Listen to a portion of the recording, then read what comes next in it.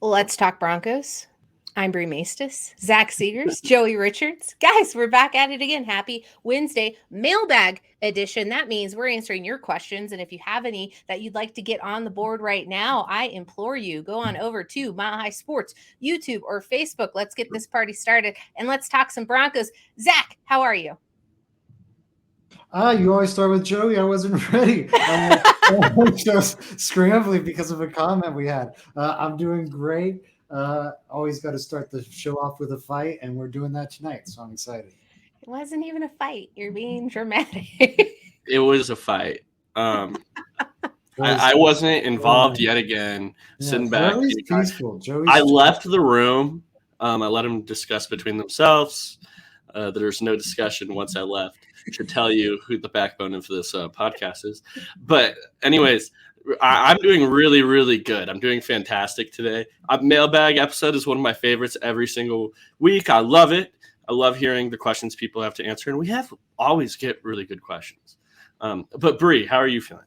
I'm doing really good. I like that we started off fiery. I was told I came in with just attitude today when we went into pre-show. So that's what we're doing tonight. That's a lie. No one said that. No one What said were the that words once. that were used? I think I said you came in hot, which Okay. is not the same as going, whoa, Bree's got attitude tonight. But yeah, you definitely did come in hot. What did you mean by that word, Zach? I'd like you to describe it and analyze your use of I'd the say word you were hot. feisty. I think attitude implies a negative thing. I think you're just feisty. I think feisty Bree's a good thing for the show. I think the listeners should be hyped. Everyone should be happy because we're going to have a lot of fun And I'll say this, tonight. with this opener, you're definitely proving me wrong. Wow.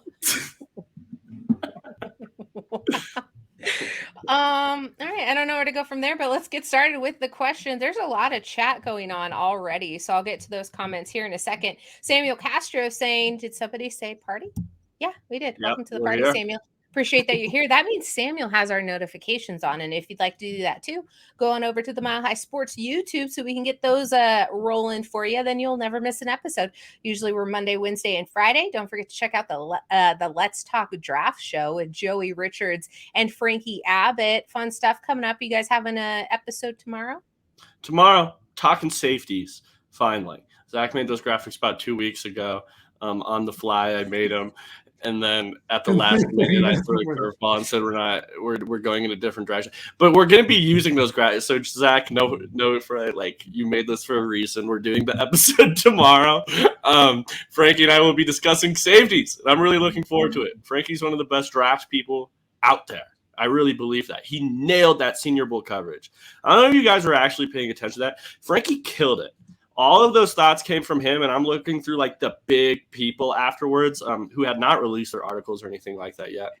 And a lot of them had similar opinions to Frankie. Frankie all nailed it. So, yeah, shout out to Frankie.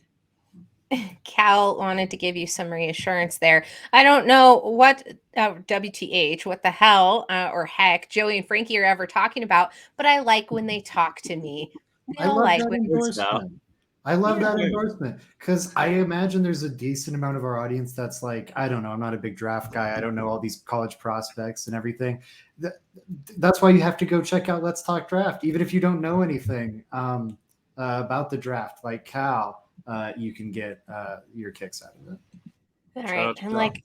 I like the energy we've created in the chat, so I think we can start rolling. Denny asked a whole bunch of questions over on Twitter. We have them available for you, or maybe he asked them over in the Discord. I'm not quite sure, but Denny asks, and let's start with number one. What does your ideal QB room look like in 2023? A rookie, a vet, both?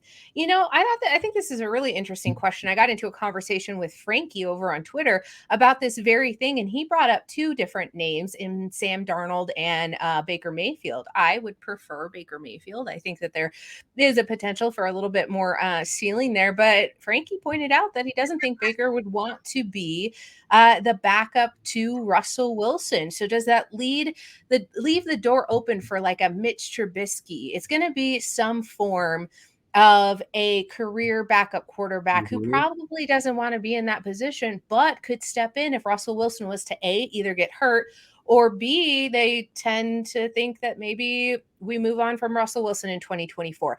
An interesting conversation. I think I would prefer a vet, but I'll leave it up to you guys. What do you think? What's your ideal QB situation? So for sure, Russell Wilson. After that, and the reason this is a talking point, and Sayer had a really good article about it as well. Sean Payton likes a guy that's failed in the past, and then he can go and recreate and try to get the best out of him. We've seen it multiple times. Jameis Winston, Teddy Bridgewater, just to name a few. And he's done a successful job at it. Jameis was having one of his better years of his career under Sean Payton up until he got hurt. Teddy Bridgewater I think, probably had the best year of his career under Sean Payton. That little stretch he had, it wasn't a season, I guess, but that stretch. So, yeah, I don't know. There are different guys. Sam Darnold, Baker Mayfield, you named them, Bree. Those are two guys that'll be available. I doubt Sam Darnold's ran that ship now. I completely doubt he'll get another opportunity to start a quarterback.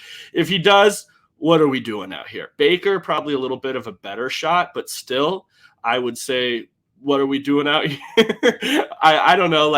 But you bring up some really valid points there. So I would also think I would like a vet, specifically in the vision I see this team being in a win now team. That's the way they want to build it, I think. So that does more for me immediately, a vet in the room, than it does a rookie. And if you have to cut Russell Wilson next year, your team sucks probably anyways. Go draft your guy. That's kind of the way I'm thinking about it right now. Zach, how about you? Yeah, I'm kind of – yeah, okay, so I'm going to take the question very literally. What does my ideal quarterback room look like? Cut Russ. My whole idea was as a post-June 1st cut, and last time I checked, it's still time to do a post-June 1st cut. There's plenty of time. There's all the time in the world. Sean Payton, be the hero, maybe not the hero we need, but the hero we deserve, or whatever the saying is. Do what we can. Make this situation right. Remedy it. Move on from Russ. Let's go with a Sam Darnold or a Baker Mayfield for a year, and let's draft a quarterback high in 2024. I understand that won't happen. I know I've, pounded the table for this plenty. I'll do that also a little later in the show during our lightning round, because we have a question about a legal situation. But I think let's assume Russ is there. What I want it to look like outside of Russ, if you have a quarterback you really believe in, like the Eagles did Jalen Hurts, where they drafted him because they thought he was one of the 40, 50 best players in the draft, and he was best player available, and they went, we're just going to draft Jalen Hurts. Then I'm all for it. Outside of that, I would honestly add a veteran like a Sam Darnold. I kind of agree with what Joey said. It didn't look good in Carolina, but I think down the stretch, he looked, like fine. I think he showed he can be a journeyman type quarterback. I do think the Broncos need to upgrade on Brett Rippon with some kind of proven veteran. Just because you want to have an option you can turn to that's not Russell Wilson, just in case the Russell Wilson thing goes bad next year. And then maybe, if we're talking about ideal quarterback rooms, you throw in Taysom Hill. I think he's an upcoming free agent, or the Saints have an out in his contract or something. Throw him in there for fun for Sean Payton. Give him his little goofy gadget quarterback. It spurred a really interesting conversation about the quarterbacks that exist in the league as it stands right now, and trying to parse out who would you put in that place. What does it mean to be a starting quarterback, a mid-tier, a second half of the league, and then a backup quarterback, and how close a lot of those names actually are. It'll be something that we'll be talking about, I think, as time goes on and as we head into the off season. Joe, you look confused. What's up? No, I was just reading the comments real quick, and I saw one that said, is Mike White a free agent this year for Coop? And I don't know. That was one I was just thinking about. That's like a little bit of an interesting one if he is. That is okay. He is. He is. Okay. So yeah, he is. He definitely is. And that one's a little interesting. I mean, he came in and did all right over there for sure.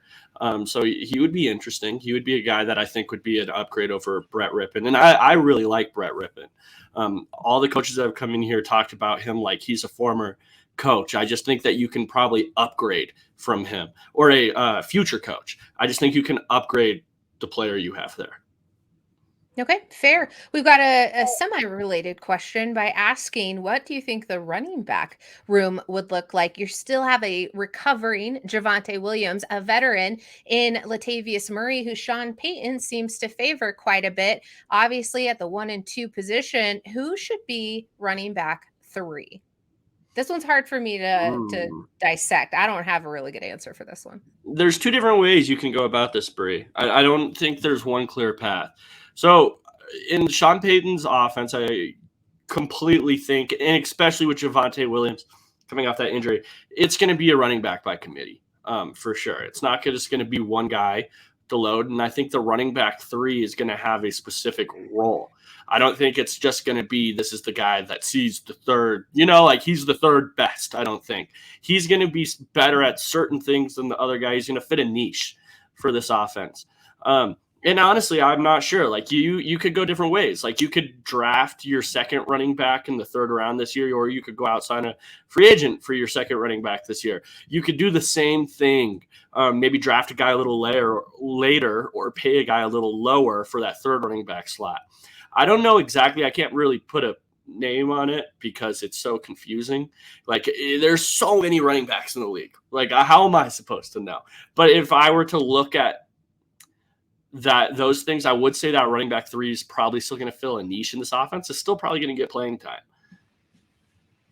Yeah, I think Latavius Murray is probably not the running back 2. He's probably the running back 3 or off the roster, or running back 4. Remember, he was a practice squad guy, and the Broncos just called him up out of desperation.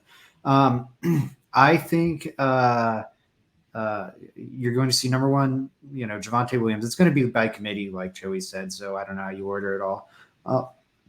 But I'd love to kind of compound what they've got with Javonte in the draft. I get you could do that with Latavius Murray, but that's just, he's so late in his career right now. I don't think that's where you'd want to invest. I would look at like a Zach Charbonnet out of UCLA. I'm biased. I love my UCLA guys. But I've been pounding the table for Zach Charbonnet for a couple seasons now. I think he'd be a great fit in Sean Payton's scheme, can do a lot out of the backfield, really good pass protector, good amount of speed, but really he's just a bruising running back.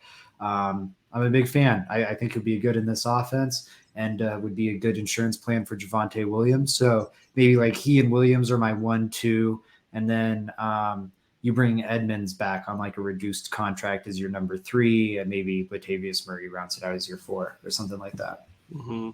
Yeah, I'm looking right now at I just typed in a random one. I went to like the 2016 Saints, right? I remember all of these running backs playing up until running back 4. I don't know if anyone else remembers some of these guys, but Mark Ingram, Tim Hightower, CJ Spiller, Travis Cadet, or Travarius Cadet. I remember all of those guys playing. So yeah, I think some of those names you bring up are interesting, Zach, for sure. Just the order part is confusing because they're all going to play, I think. I like it's really going to be a bunch of guys filling roles. That's the way I see it. We got some breaking news. Sources got a Russell Westbrook trade. Finalizing the deal when Minnesota's Russell, Beasley, Vanderbilt in a trade, including Mike Conley and picks to the Timberwolves, and the Russell is officially done. That is exciting news. I want to shout out to P. Drunk for pointing it out, be the breaking source over here. Zach Seeger's thoughts on the Westbrook trade. Yeah, this is crazy. I can't believe the Lakers did this. How did they get this much value for Russell Westbrook? It's kind of crazy. This gives me hope as a Denver Broncos fan. If the Lakers can somehow bail themselves out like this, maybe the Broncos can with their own Russell W. Yeah, I don't know. I can't believe we're talking about Russell Westbrook on this podcast. That's amazing. Yeah, the Lakers always find themselves in situations where they have the same trade package and they just keep recycling that and throwing it at different people until one sticks, and it ends up working all the time, and it pisses me off. But yeah, you know what? I like those 2 former Nuggets they got. Big fan of Vanderbilt in specific. Love Vanderbilt's game. I also own a Malik Beasley jersey, believe it or not. Random bit of trivia. Why? I like buying the people jerseys that no one else has because it makes me feel like I'm a real fan. And then what ends up happening is then I just have a bunch of jerseys of people that were traded or are no longer on the team, like my entire little jersey collection, pretty much. You're on mute, Zach. Down with the Bucks, Frankie. You can throw it in the chat all you want. I'm not going to highlight it. So go ahead, talk NBA, Zach. Yeah, that's why I have a Bradley Roby jersey. That was my just response to Joey. Bucks suck. Eat it, Frankie. D-Bronx has a good question. Oh, who's more washed, Russell Wilson or Russell Westbrook? It's tough. I think we've seen Russell Westbrook thrive in his niche role. This is insane. As like a sixth man. I kind of think it might be Wilson. I don't know, but then you saw kind of the second halves in those Rosberg games. It's a coin flip to me. I might, I'll play my character here and I'll say Russell Wilson. Okay, well, it's clearly Russell Westbrook. There are still people out there defending Russell Wilson. There's not a soul alive that'll tell you Russell Westbrook. He's got a loud contingency, Joey. That's no, of people that love him, but they don't think that he's good anymore. Like, you can look at any stat in the world. He's terrible at shooting threes. He's not athletic anymore. He's really not playing defense. Russell Westbrook isn't that guy, especially on that Lakers team. Russell Westbrook's done this for a few seasons now. A few. Like, it's been a bit. This is established washed. Yeah. Samuel wants Joey to get a bunch of jerseys just with Richards on the back. So, Fair. it should still be there that when it's gone. Now that we're nice and completely off the rails, let's jump right back into it. Would y'all pick up Judy's option? Take it away. I think that you have to. I think that in this wide receiver atmosphere here for the Denver Broncos, I think it would be silly to get rid of him because what you replace him with probably won't have the trajectory or upside that we're currently seeing out of Judy. Now, I'm still a little bit suspect on what that ceiling could be and also hope that what he did in 2022 continues. But I think it's the smart thing to do. I don't think that they should look to move on from Jerry Jeudy right now. Guys. Go ahead, Zach. Yeah, I'm looking up the number right now to see exactly what it'll be worth here. 12. Yeah, because he hasn't made a Pro Bowl or anything. Or 13. Yeah, I should round up to 13. It's like 12.98. So 13 million. When you look at, I think, the wide receiver market, let's pull that up. Sorry. I think it's a great deal. Jerry Jeudy, I think, has emerged as the best wide receiver in that room, frankly. I've got, Tim Patrick can steal that crown back, maybe. I've got real concerns about Courtland Sutton moving forward. I don't think he's been the same since the ACL. And now that we've seen him not be the same, more than 18 months removed from the injury, I worry if he's ever going to get back to that form. I think you have to have similar concerns with Tim Patrick now, though obviously we haven't seen him. Maybe his recovery goes a lot better than Sutton's did. But, until proven otherwise, Jerry Jeudy is the number one, the bona fide number one in that room. And I think he also started to look like an elite receiver. Like, the stats I've always rattled off, he finished the season like 11th in yards per route run. Very efficient in an inefficient passing game, wildly inefficient passing game, and Jerry Jeudy was still elite in terms of his efficiency against man coverage. If the Broncos can punish teams and make them not just live in zone every single down, Jerry Jeudy is going to take yet another leap next season based on what we've seen so far. And his cap hit would place him on that fifth-year option. I guess they're assuming these get picked up. So I'm trying to find a guy that doesn't have one. It would put him right between Russell Gage and Marquez Valdez-Scantling. I can live with that's still a bargain for Jerry Jeudy. He's better than both those guys by a good bit. Yeah, I absolutely think you have to pick up Jerry Jeudy's fifth-year option. I just look around the wide receiver room. Who do you have who's going to replace him? Like, that's something that you sometimes have to do. Let's say some people don't think it's worth it. There are some scenarios where you bite the bullet for 1 year because you just don't have better options. There's no better options. You'd rather fill one hole than have two. Like that's the scenario there. So I do think you absolutely have to, and even Frankie says you should extend him, and I agree with that. I think that you might. I mean, if you're a believer in Jerry Jeudy, if you're a believer in him, now would be the appropriate time to do it. That's what I will say. I am a pretty big believer in Jerry Jeudy. I'm more than excited to see what he's going to do in Sean Payton's offense and how Sean Payton's going to utilize him, just the way he's been able to bring the best out of receivers in the past. So I to answer the question, yes, they definitely should pick up the fifth-year option. Totally. And I like the extension thing. It is gutsy. You've seen it not work out with Russell Wilson. But if the Broncos would have extended Bradley Chubb, I think the season before, instead of spending that money on Randy Gregory, maybe they're in a better position at edge right now than they ended up being. Like, that would have been an aggressive thing at the time. But then you saw how Bradley Chubb played, and then all of a sudden it's like, ooh, I wish we could keep this guy, but we've already allocated that money elsewhere. I think Jerry's value is only going to continue to rise. I think giving him an extension right now would be buying low, though it would be a gamble. Speaking of Jerry's, can you name who's going to coach the special teams here? Not name Jerry Rosberg. No, I can't. Old special teams assistants. I meant to research that. I imagine it's going to be someone from the Sean Payton tree or the Bill Parcells tree. That's a pretty safe bet. That's where his trees go. But he's been in the league for so long. It could be anyone. Here, Phil Galliano. That would be a name I'd circle because he's the assistant special teams coach of the New Orleans Saints right now. I think he probably got there when Sean Payton was there. Zach's favorite topic: kickers, punters. He was. He's you know what? I've been on this. Let's go.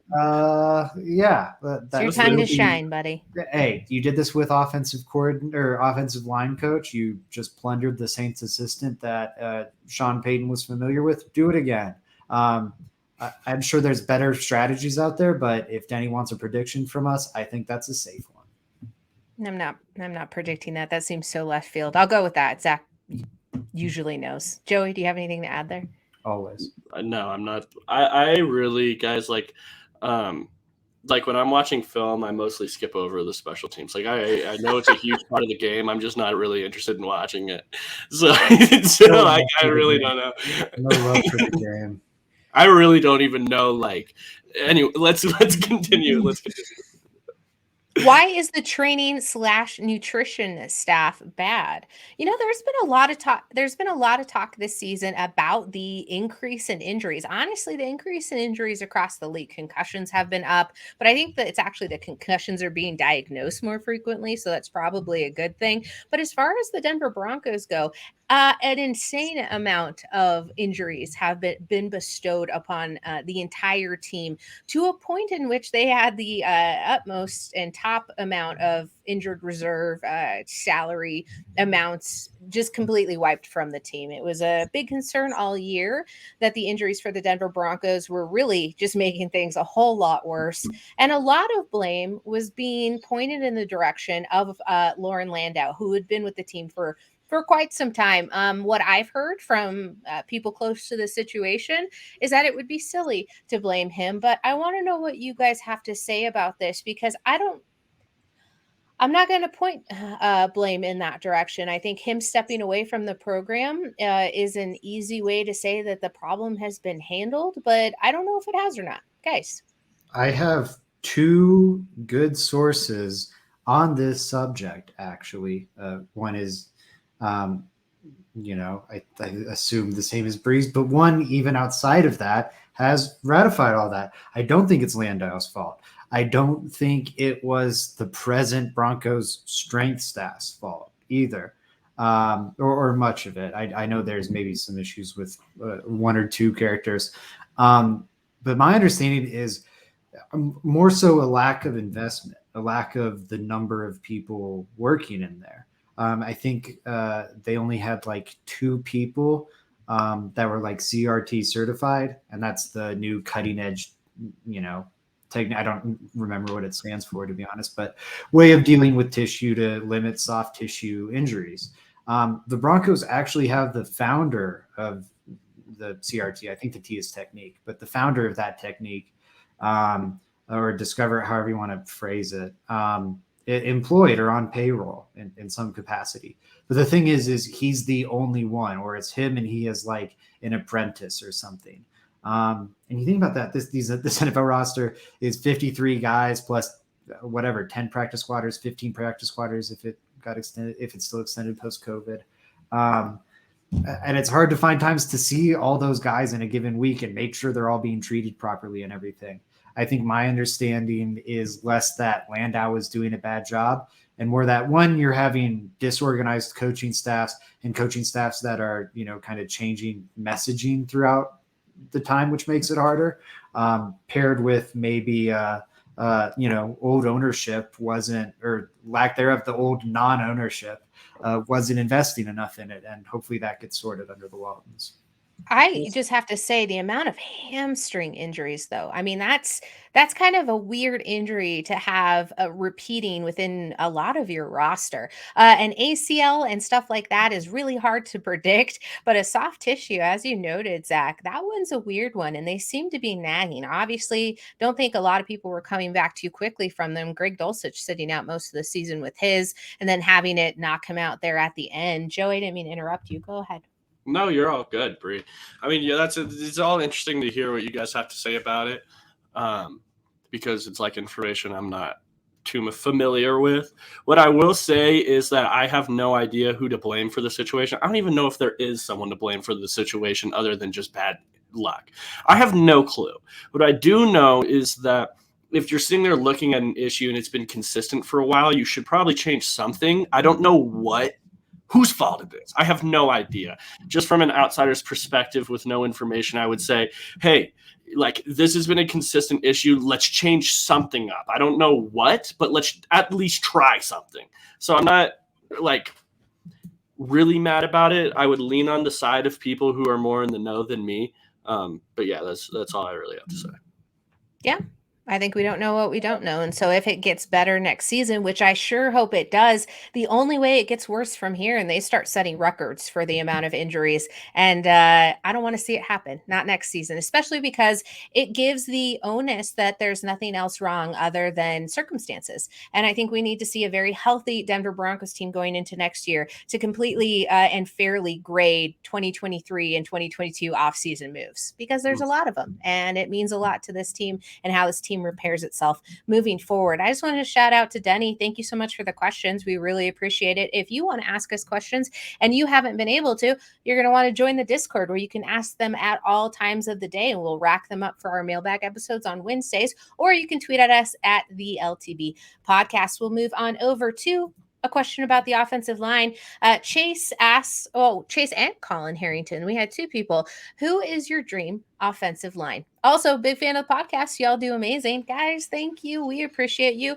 This is all about the LTB community. So we're excited to have your questions here and have you along to talk Broncos. Zach. Just one thing. I think they meant like offensive line signing. 2 people asked, like, what would your ideal offensive line signing be? So just that. Joey, do you have one? I'm going to pull. Go ahead, Zach. Go. You're already going. Go ahead. Shoot. Yeah. Now I feel bad for interjecting myself. Eric McCoy was someone I was always interested in, but I know the Saints signed him to an extension prior to the end of the year. I'll look it up quick. Ellen Jenkins was signed as well, right? Ellen Jenkins was also signed. Another one that was. Man, it's tough. Let me tell you guys something. Like, it's rare you're going to find really, really good offensive linemen in the free agent period. Now, there are guys all the time. There are guys that you can sit there and play, but the really good guys, you're going to have to pay a ton. I was going to say, aren't they expensive, Joey? Like, they're going to cost you. Especially those tackles, man. Like, if you want to fix that tackle position, and my camera's screwing up. If you want to fix that tackle situation, it's not easy. It's not easy. The only way you really do it is either you have to pay them a ton, and it's rare when they do hit free agency, or you have to draft them high. Like, that's pretty much what you're doing there at the position.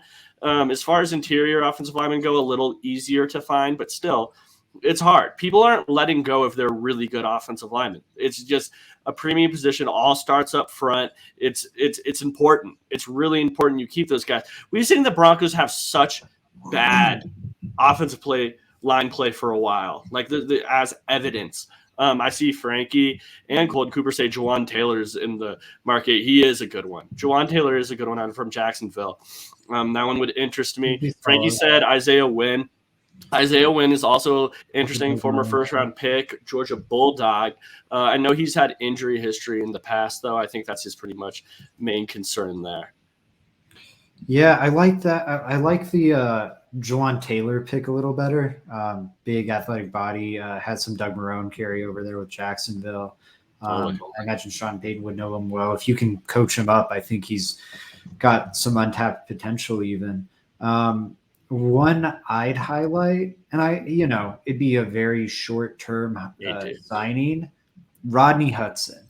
I think this team needs a center that can just run the offense, get you set up, get you in the right offensive line look every play. Because guess what? Russell Wilson demonstrated this year that that is not him. Now he's up there. He'll be 34 next season. So he is a old center. But he still had it for the Cardinals. I think he was probably their most valuable offensive lineman as long as he was there in Arizona. I think he could just come in and be a stabilizing force and a force multiplier along the Broncos offensive line and a sage veteran for some of the young guys that I'm sure they'll be bringing in the draft to learn under. Because you're going to be looking at mid-round dev guys. Who better to develop under than Rodney Hudson? Frankie, I really hope. Sorry, go ahead. Oh, okay. Frankie also said Nate Davis. Nate Davis would interest me. Nate Davis is a good player for the Titans, the guard, only at 26 years old. That's also an interesting aspect of him. I would like that one, especially for an interior offensive line where I think you can upgrade all three. I think Quinn is going to get better. So I'm not saying replace him, but I think at their current level, let's say that you had 1 year of all of them, I think that you could upgrade all three. That's what I would think there. Although I do anticipate Quinn getting a lot better this next season. I do anticipate that him taking a bigger jump, the jump that we all anticipated him taking. And it's not to say he had a bad season last year, because he didn't have a bad season last year. No, we anticipated a bigger jump than what he took. The two guys that you would look to replace are obviously Reisner, free agency, Cushenberry. Those are two guys that are absolute, we probably will replace you. And Nate Davis would be interesting. I know that they have to make the replacements there. We know that that's going to create some variability. And as you know, I'm kind of adverse to any sort of risk there. But I think that this is a prime example of where it needs to be done. Sean Payton has pointed out that it's obviously the first thing they're going to start to really tackle. I think that's music to Broncos country's ear, just because of what we've seen happen. Russell Wilson needs all the protection he can get back there. And I'm hoping that the line's able to figure it out. It may not be a quick process. I do want to put a little bit of a flag, a white, not a white flag, the slow down flag. Which one is that? To basically hold on as we assess any new offensive line talent, because they will need to get a little bit of their rhythm in. Obviously, Joey, you already alluded to it, saying that it's really hard to pick up some really great guys out there unless you're willing to pay. But I think the Broncos are going to be willing to pay, at least for that premium position that's going to help their quarterback. This is the year where they're trying to prove a lot of things. Zach. I'm good. Oh, I thought you had something to add. Sorry about that. All right, guys. Good question. Sorry, I was on the wrong screen. We've got a Sean Payton question here. Adon asks, can Sean Payton revitalize Russell Wilson?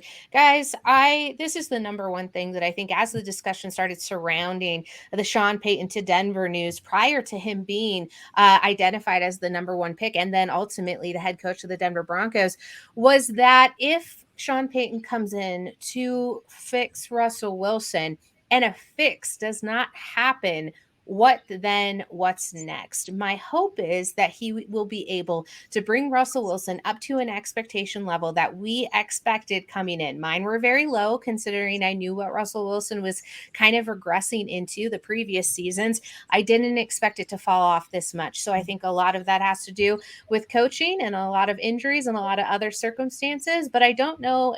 And I'm worried about it. I think this is my number one concern, but I think the man to do it, come in, control the team, control the offense, make the decisions, get rid of all of the distractions, because, oh my God, are there too many of them, and come in and control the Denver Broncos and just make Russell Wilson be a quarterback. That's what I think he's going to do. So Sean Payton, if that fixes Russell Wilson, I'm all on board. Mm-hmm. And it won't be good enough.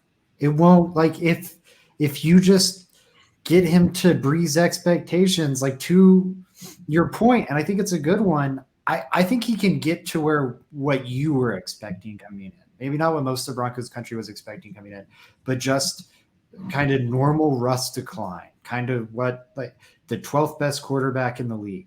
The problem is they're paying him difference-making quarterback money, and I don't know if he's that.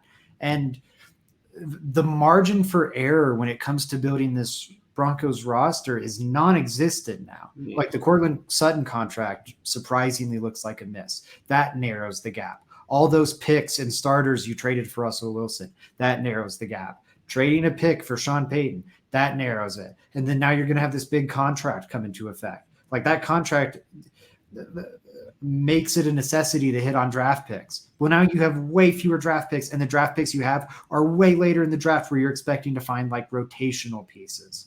I think you saw the cost of that in this last rookie class, where it's like, okay, Damari Mathis and Greg Dulcich look good.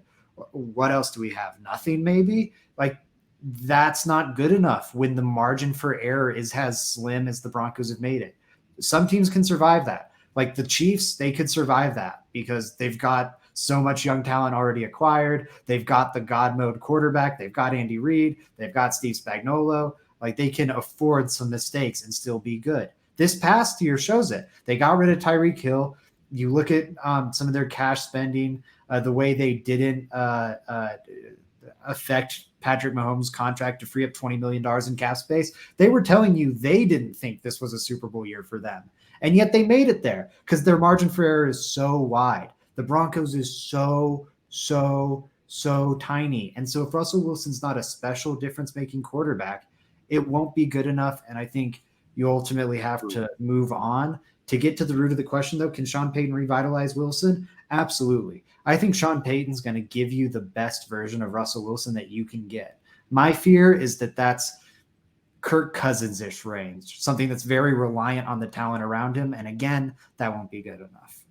So I kind of disagree with your point there on that. If Russell Wilson is the 12th best quarterback, you then have to get rid of him. I don't think that's necessarily it. There's ways to strategically, Zach, work through that without just cutting him. There's ways to stay competitive through that while also developing somebody in the wing or something like that. I don't think the Broncos have to go to the wait, 1 second. I don't think that you have to go to the wasteland to do that. It's better having the 12th best quarterback than being what the Broncos have had since Peyton Manning left. Literally since Peyton Manning left.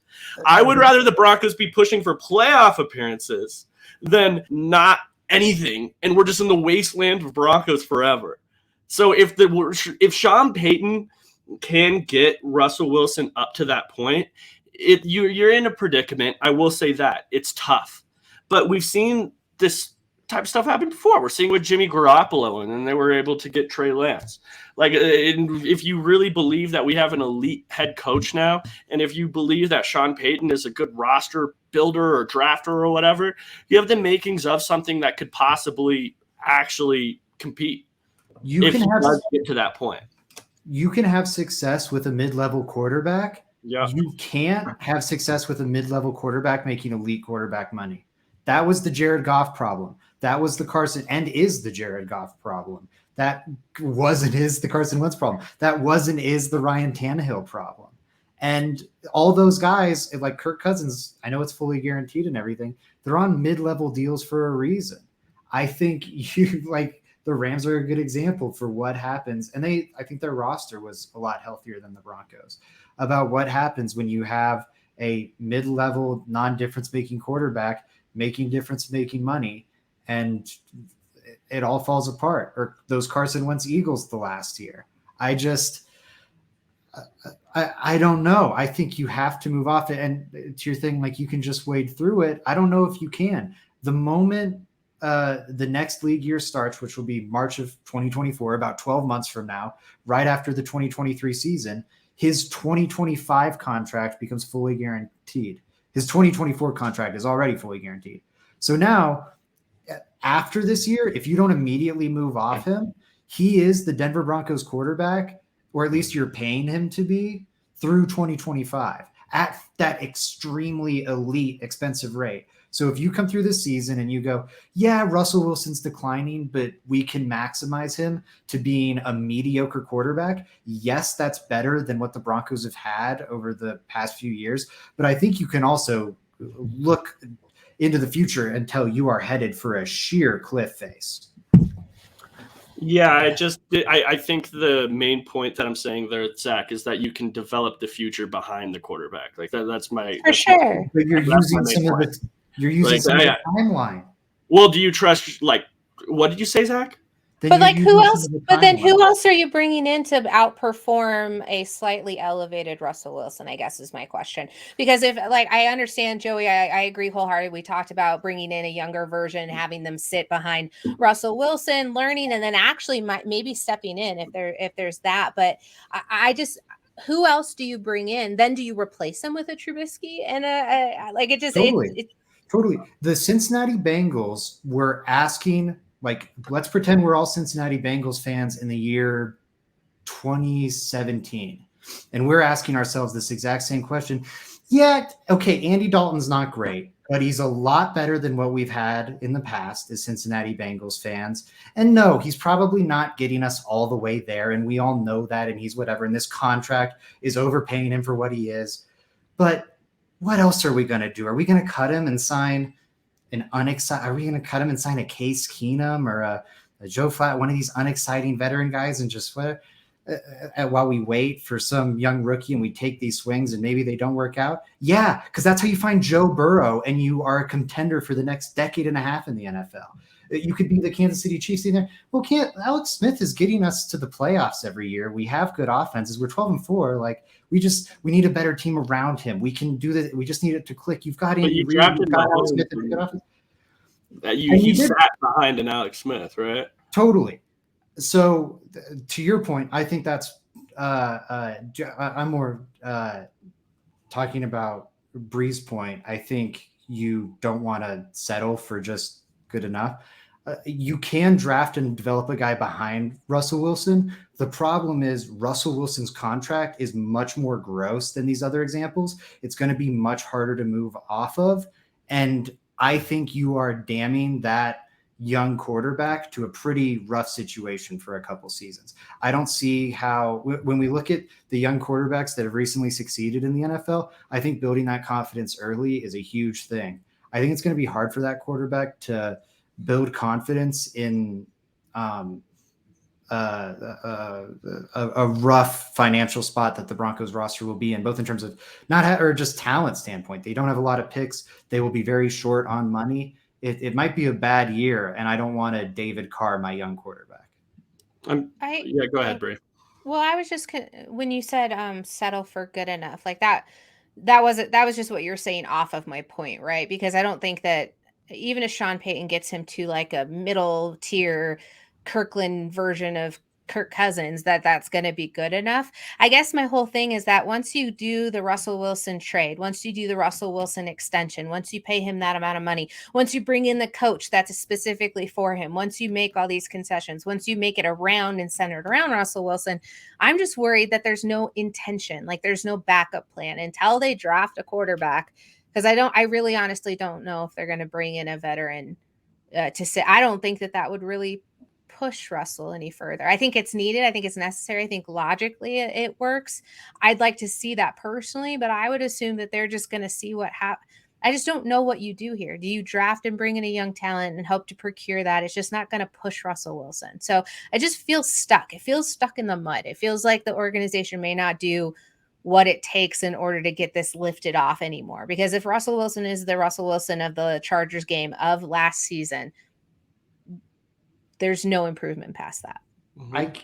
I get that frustration because it's like, oh my God, we've put up with this for 7-8 years now. Like, can it just be figured out already? And I think the reason the Broncos, the stat that's been repeated nonstop the last 2 weeks, the Eagles, or since the last Broncos Super Bowl or last Broncos playoff appearance, let's even say, the Eagles have drafted a young quarterback they believed in, built a Super Bowl contender, won a Super Bowl, became started not believing in that young quarterback anymore, moved on from him, found a new young quarterback, built a new Super Bowl contender, and are now in the Super Bowl again with a new head coach. Like, the reason it's been taking so long for the Broncos is because they haven't built it up the right way.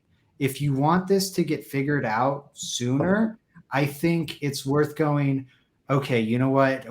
We got to take the long way around. We got to stop taking the shortcut. We got to stop biking off road here or off trail here, because every time we do that, we're ending up with a broken collarbone. Let's just take the long way this time. And I know it's frustrating because, oh my God, we just want to get home. Let's just take the long way this time because it keeps not working.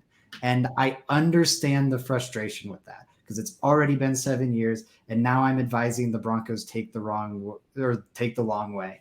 But this is this is a house built on shoddy foundation. And Sean Payton can come in and remodel the whole thing and give you an extreme home makeover that looks beautiful. Like, let him do it. Don't make the mistake you made with Vance Joseph and with Vic Fangio and with Nathaniel Hackett, where you have them build off the old defunct skeleton of the failed Denver Broncos. No. 2015 was eons ago. It's time to stop building off that skeleton.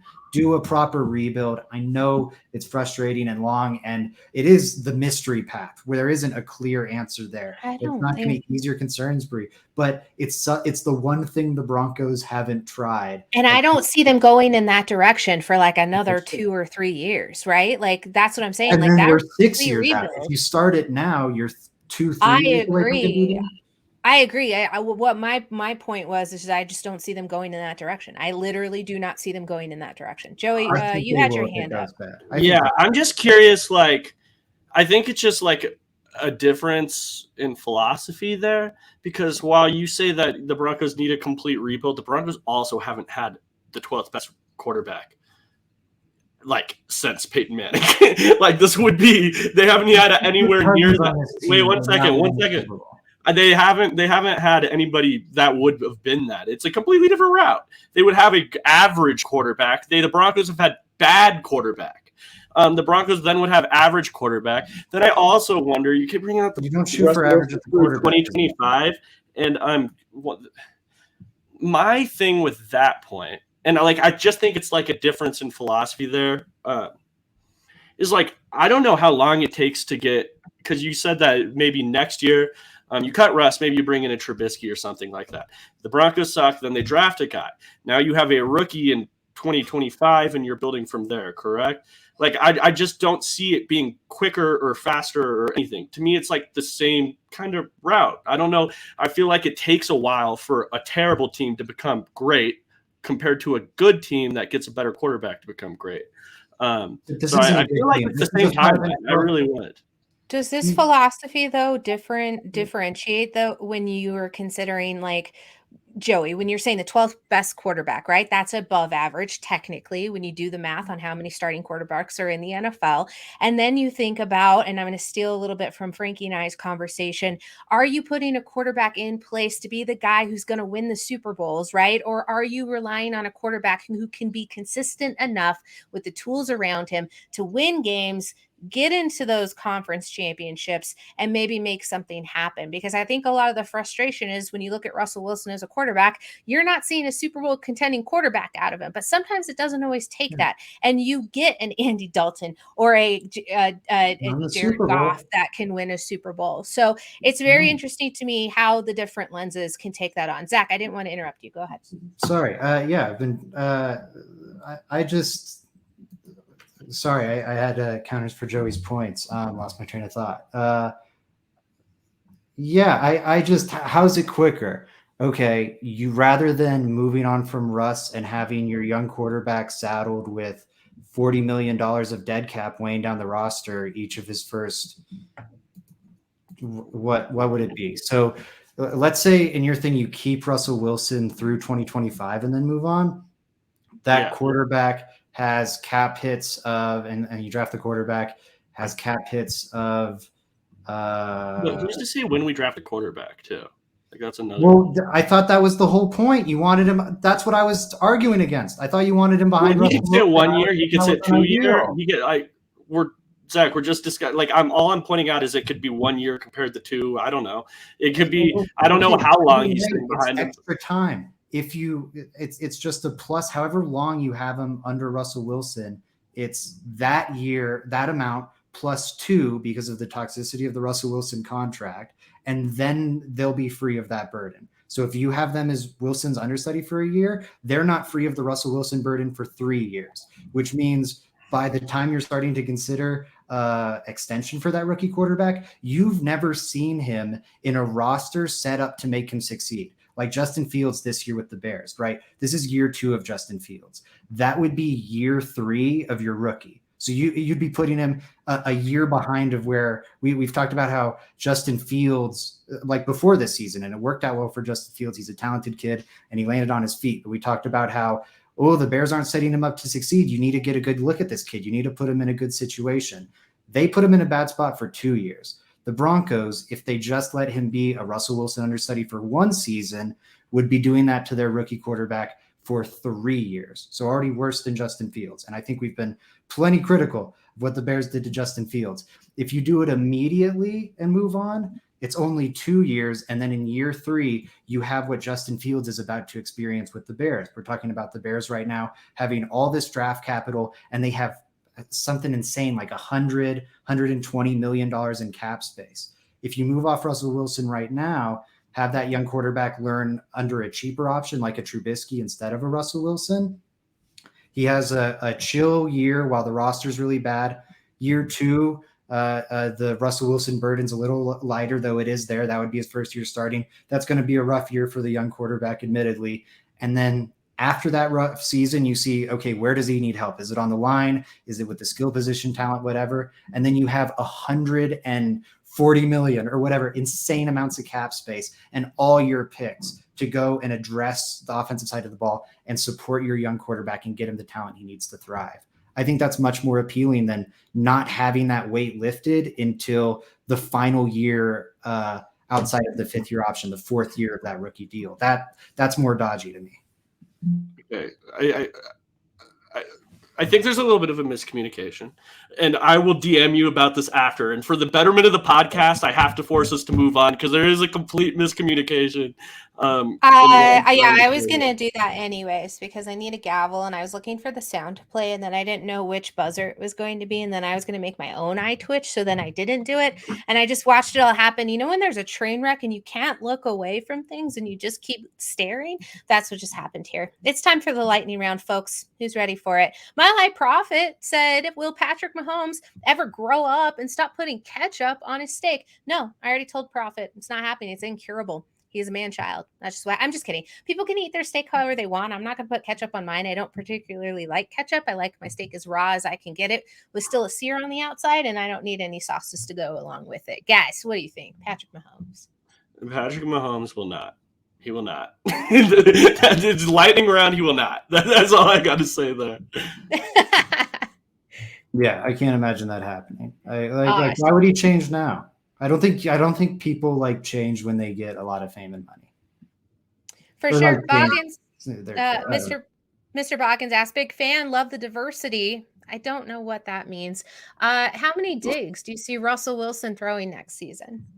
I don't know what digs means either. I've never used it in that context. How many digs do you think he's throwing, Zach? A lot. It's the Sean Payton offense. He loves is there. Well, actually, I don't know because Russ Wilson can't see the dig. I'm going to say Sean Payton adjusts more, and we'll see. I don't know. I'm going to actually say not many. I'm going to Zach. I'm going to say not many. Jake over on Twitter asked, do you think a kicker will be the highest scorer in the Super Bowl? No. I mean... No, I would say, well, you know what? I guess it's possible. With Patrick Mahomes and Jalen Hurts as the quarterbacks? Yeah, probably not. I'll go with no. That's the answer. Lightning round, no. No, they're not great. Neither kicker's great, and yeah, I think there's going to be some touchdowns scored. Like kickers are the highest scoring players in a given season because they're getting points every single time, but like they're rarely the highest scorers in a given game. I think especially between these two teams. No, that's just crazy. There was one other question that we received in the Discord, and per my contract, I'm not touching this. So have fun. If a certain quarterback commits tax fraud through a charity, this is from D Bronx, can the guarantees in their contract be voided? Or here, we'll do this so our graphics still work. Can the guarantees in their contract be voided? So this is in reference to an article from USA Today that came out today that researched all the recent Walter Payton winners and Man of the Year winners, that is, and found some shady dealings with Russell Wilson's charity. And, you know, something like 2.8 million went to charitable the things, and 1.9 million went to the salary of 3 upper management people. So stuff like that, that's a little shady. I think is what D Bronx is alluding to here. I looked into this. Now I've got no legal training, so I don't know if a crime has even been committed here, or what realistic punishment for such a crime would even be. But let's imagine, for the sake of this question, that the quarterback does get found guilty of tax fraud or charity fraud, and goes to jail for that crime. It would have a very negligible impact on saving the Broncos from the dead cap space that Joey and I were just debating. How did this get in the lightning round? I thought it'd be quicker than this. It would be very negligible. It's either 8 million or 22 million off of the 80. So it would be something like 76 or 62 in dead cap, assuming that person missed the entire season and the NFLPA granted the claim that the Broncos would have to make about that whole situation, and assuming that the Broncos kept him rostered despite him being in jail and unavailable to play for an entire year. In other words, it's a lot of hoops to jump through, and it would save the Broncos a very small amount of money. So there's no salvation there. The only salvation is cut. No comment. Joey, I could use a beer right now. I'm not drinking, though, so you're going to have to drink for me. Can you talk to me a little bit about our very special ad here? Our supporters of the show. Step in. Hefeweiss beer. Half beer is delicious. I love half beer. I don't know if we have any German beer drinking people in the chat, but it all started here. This is the oldest brewery in the entire world. It's the highest rated German wheat beer available in the US. I highly encourage everybody to go drink it, because I'm not just saying it. I actually do drink this. I really, really do drink it. It's 5.4 ABV. You're going to get notes. You're going to get hazy, fruity. It's an effervescent beer. It's a really, really, really solid beer. And again, yeah, everybody, please go drink it, because it's amazing. Try it once, and I actually will think you guys will like it. And then message me and thank me. JR Drafts. Coop stole my thunder. Hard to spell, easy to drink. You're right, Coop. You must watch the show on a regular basis. You need a catchphrase. I really, really appreciate it. Frankie might have spelt it correctly. He did. Congratulations, Frankie Abbott. Thrown out all my signables, and now my pantry's just Wyatt Steffen. There we go. All right. Well, I'm glad that happened. Joey, it's time for your time to shine. Do you have a question of the day for us? I do. I love how your camera just goes completely out of. Shoot, guys, 1 second here. Okay. We're doing another. I'm going to give you 2 players with this number. You guys tell me if you know who it is. We're going to get upset with you, Joey. Raheem Moore. Does anyone know what Raheem Moore's number was? And I'll keep going. I know it's one of 2. I'll take the shot right now and open up a chance for Bree to win. Is it 36? Fuck. 26. Yeah. Raheem the Dream Moore. Bree wins. It is 26. Next one I was going to give was Tatum Bell. Tatum Bell was a really good Broncos player. I mean, there was a lot on here. Who remembers Ty Law in that? I think it was one single season with the Broncos, if I remember correctly. Ty Law.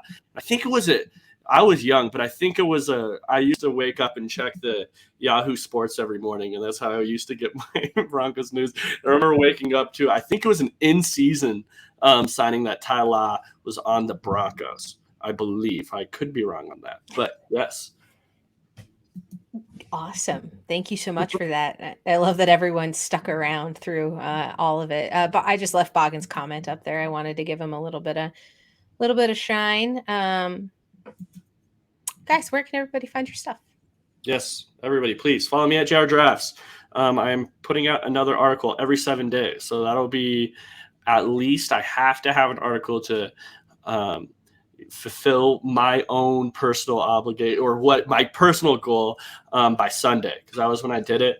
And this one's going to be on the interior defensive line. I did that edge piece. In between that, I did the offensive line, but I'm now continuing that with my interior defensive line piece. I think it's interesting, especially with some of the Draymond Jones stuff, with some of those tweets he was liking that surfaced on the timeline. So yeah, I highly encourage everyone to go read that when it's done at Mile High Sports, and I'll let everybody in here know when it is. But yeah, that's all I got. Yeah. Make sure you're checking out Joey's work. I'm glad to see him writing more.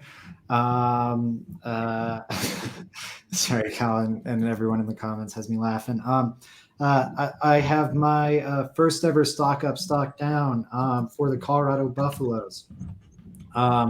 Worked hard on it. It's lengthy. It's in depth, all about hoops. I'm really proud of it. Please go check it out. And thank you. Oh, that was such a nice little ending there. I just want to thank you all. You can follow me over on Twitter. All my stuff's over there. Don't have anything to shout out this time, but I'm sure I will here shortly. Y'all have a great evening. We'll be back tomorrow with a Let's Talk draft episode. And then LTB will be back on Friday. At least we hope so. I mean, we keep coming back, so I don't know why not. Probably talk some more Broncos. You guys have a good one.